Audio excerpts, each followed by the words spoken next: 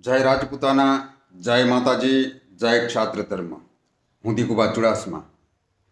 પ્રથમ તો ભારત દેશમાં બિરાજમાન તમામ ક્ષત્રિય અને ક્ષત્રિયાણીઓના શરીરમાં વહેતા રામ અને કૃષ્ણના લોહીને હું વંદન કરું છું. આજ ક્ષત્રિય અસ્મિતાની જ્યારે એક જબરજસ્ત લડત ચાલી રહી છે, એક સત્ય અને સનાતન ધર્મને જીવંત રાખનારા સમાજને જ્યારે આજ સત્યના માર્ગ ઉપર એક લડત આપવા જઈ રહ્યો છે, ત્યારે હંમેશા વિજય તો સત્યનો જ હોય છે. એટલે વિજય તો ક્ષત્રિયોનો જ થશે. અને આ અસ્મિતા લડતમાં જે આપણા તમામ સમાજ, બાળકથી માંડીને બુઝુર્ગ સુધી, બાળાઓથી માંડીને બા સાહેબ સુધી, તમામ ક્ષત્રિય સમાજના હૃદયમાં એક અસ્મિતા માટે આદર, સન્માન અને જે એનો ભાવ છે એ ભાવને હું વંદન કરું છું. પણ સાથે સાથે એક એ પણ કહેવા માટે આજ મારે વર્કશોપ ઉપર આવવું પડ્યું છે, કારણ કે આપણા સમાજની જે ગરિમા છે એ ગરિમાને જાળવવા માટે આપણી સંકલન સમિતિ, આપણી કોર કમિટી, આપણા વડીલ મુરબ્બીઓ જે કાર્ય કરી રહ્યા છે એને પ્રથમ તો હું નતમસ્તક વંદન કરું છું, કારણ કે એક સત્યના માર્ગ ઉપર ચાલી રહ્યા છે.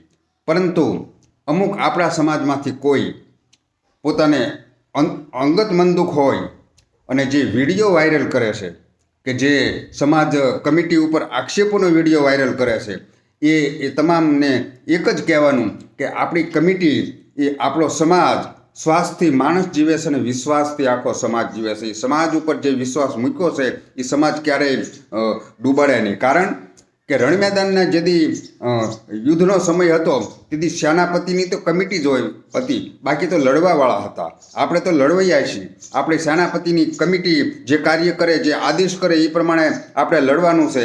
અને લડ્યા પછી જે કાંઈ વિજય મળે એ સમિતિને નથી મળતો, એ વિજય આખા સમાજને મળતો હોય છે. એનો વિજય આખા સમાજને મળશે. એટલે સમાજ ઉપર, કમિટીના સભ્યો ઉપર આપણે વિશ્વાસ રાખી અને આપણે આ લડત આપવાની છે. એક નિર્મલ લડત આપવાની છે. હા, જે ટીટોડીના ઈંડાને બચાવી શકે, લાખો માણસોના અવર જવર પછી જે ટીટોડીના ઈંડાને બચાવી શકે, એ કેટલો રોયલ સમાજ છે સાહેબ.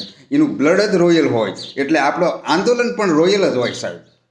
આપણે કોઈ પ્રજાને હેરાન કરવા માટે કે કોઈની સાથે બાથ ભીડવા માટે નહીં, પણ સત્ય માટે કદાચ માથું દેવું પડે તો દઈ દઈશું, પણ આંદોલન આપણું રોયલ હશે. એ આપણા આદેશ પ્રમાણે, આંદોલન કમિટીના આદેશ પ્રમાણે, આપણી કોર કમિટીના આદેશ પ્રમાણે આપણે સૌ યુવાનો સાથે મળી અને આપણે આ એક યુદ્ધની લડત લડશું. બીજું કે આ જે વિડીયો અમુક વાયરલ થાય છે, એ વિડીયો માત્ર ક્ષત્રિય વોટ્સઅપમાં જ આવે એવું નથી, પણ એ વિડીયો ટીવી ચેનલોમાં આવે છે. એટલે આખું ગુજરાત એ વિડીયો જોતું હોય, એ ટીવી જોતું હોય, એટલે ગુજરાતમાં પણ એક ખોટા મેસેજ જાય. અને એક વસ્તુની ખાસ ધ્યાન રાખવી, ત્રણ શબ્દોનું ખાસ ધ્યાન રાખવું કે એક તો સિંહ જેવું કાળજું રાખો, જે આપણું સિંહ જેવું ક્ષત્રિયોનું કાળજું છે સાહેબ. બીજી વાત કે સાચું કહેવાની હિંમત રાખો. તો આખા હિન્દુસ્તાનમાં જેની સત્તા છે એવા ભાજપ પક્ષને પણ સાચું કહેવા માટે આપણી કોર કમિટી બેઠી છે અને સાચું કહે છે સાહેબ. શ્યામદામ દંડ અને ભેદના ઘણા ફોન આવ્યા હશે કમિટી ઉપર, પણ કમિટી ડગી નથી અને સત્ય ઉપર હાલે છે. એ કમિટીને પણ વંદન. ત્રીજી વાત કે ઘરની વાત ઘરમાં રાખો. કદાચ કોર કમિટી હારે કે કદાચ કોઈની સાથે કંઈ વાંધો હોય, સમાજ સાથે વાંધો હોય, તો આપણો સમાજ જ છે સાહેબ. રૂબરૂ એને ફોન કરી અને એનું ડિસિઝન લઈ લો. એ વાંધામાંથી નીકળી જાઓ. એની જે કાંઈ ડિસિઝન લેવું હોય, જે કાંઈ આપણે વાતચીત કરવી હોય, એ ફેસ ટુ ફેસ વાત કરી અને એનો નિકાલ લાવો સાહેબ. પણ ઘરની વાત ઘરમાં રાખો. આ વાતની બહાર જાહેરમાં કહેવાની જરૂર નથી કે સંકલન કમિટી ફૂટી ગઈ કે ઓલા માણસ ફૂટી ગયા કે ફલાણો સમાજ ફૂટી ગયો.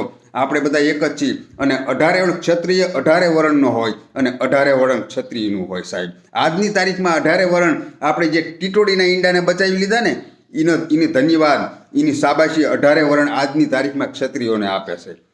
એટલે આપણી જે કાંઈ લડત છે સાહેબ, અને ભગવતી તો રાજપૂતોના ભાલે જ બેઠી છે. એના અનેક પ્રમાણો છે સાહેબ. આપણું તો સ્વાર્થની લડાઈ નથી, આપણી તો પરમારથની લડાઈ છે સાહેબ, અને સત્યની લડાઈ છે, અને વિજય હંમેશા સત્યનો જ હોય છે. એક દિવસ ક્ષત્રિય સમાજને વિજય મળવાનો અને મળવાનો છે.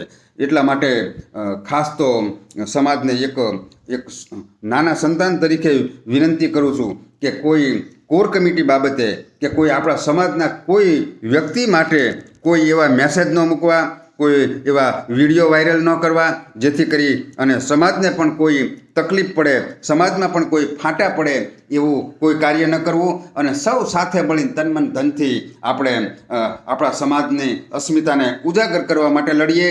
તો જાજુ નહીં કહેતા, આવા કોઈ વિડીયો વાયરલ કરતા હોય તો એ તમામને મારી કરબદ્ધ પ્રાર્થના છે કે વિડીયો વાયરલ ન કરવા, અને તનમન ધનથી સાથ દઈ અને સમાજની સાથે, એકતાની સાથે આપણી અસ્મિતાની લડતમાં આપણે સૌ સાથે રહી અને સહિયારો પ્રયાસ કરી અને વિજય બનવા માટે આપણે આપણી મહેનત લગાડીએ, આપણે આપણી શક્તિ લગાડીએ, એવી અભ્યર્થના સાથે દિગુભા ચુડાસમાના સમાજને નતમસ્તક વંદન. જય માતાજી, જય રાજપૂતાના.